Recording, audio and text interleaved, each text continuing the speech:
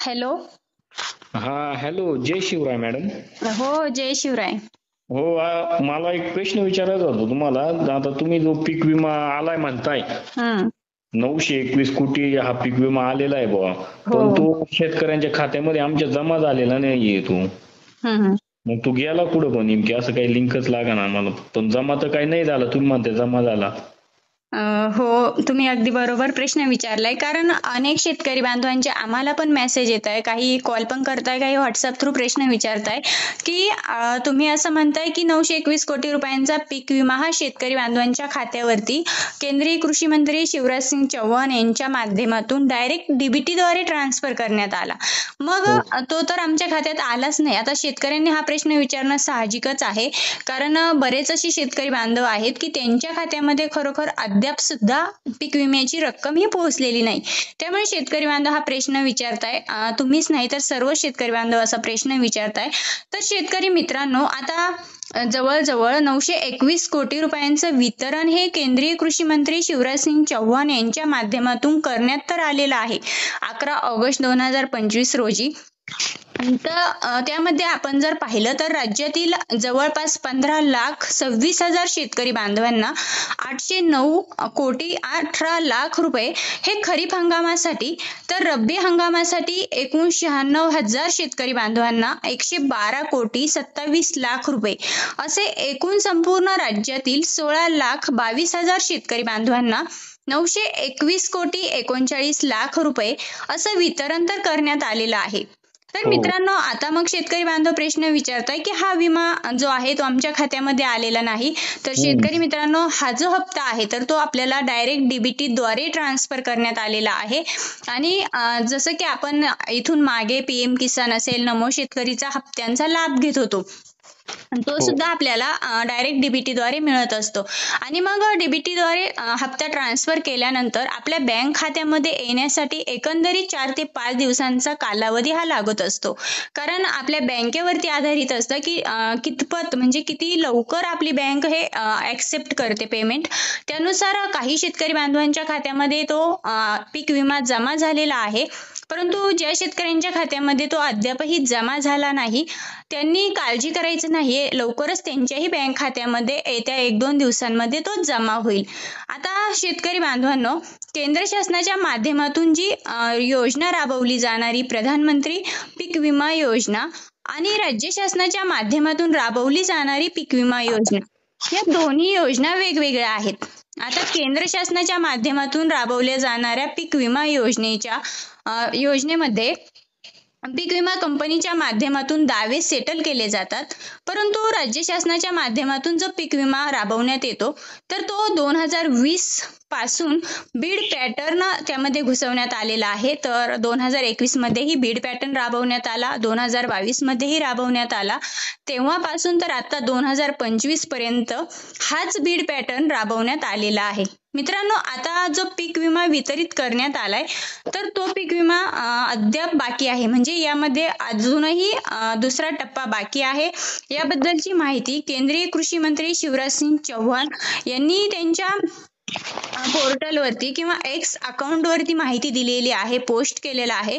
ते असं म्हणाले की नैसर्गिक आपत्तींमुळे बाधित झालेल्या सुमारे 30 लाख शेतकऱ्यांच्या खात्यात पंतप्रधान पीक विमा योजनेअंतर्गत 3,200 कोटी रुपये जमा झाले.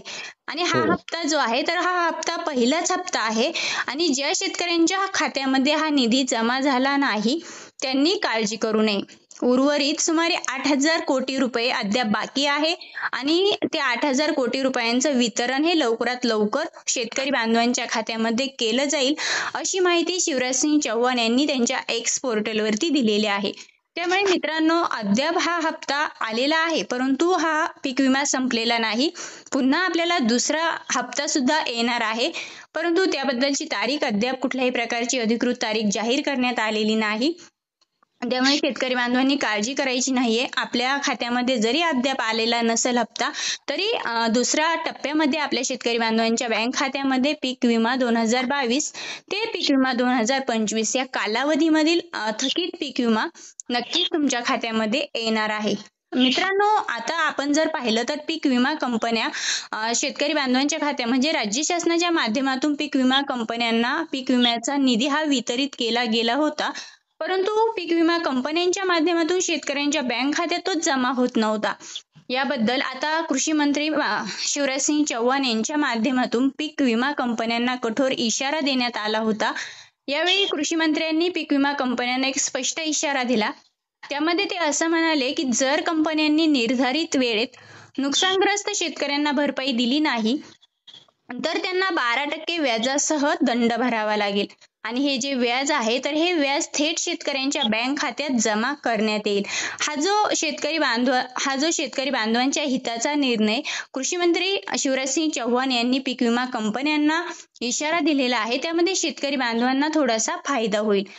आता तुम्ही असं म्हणाल की हा जो पीक विमा आहे तर तो कोणकोणत्या पिकांसाठी भेटलेला आहे?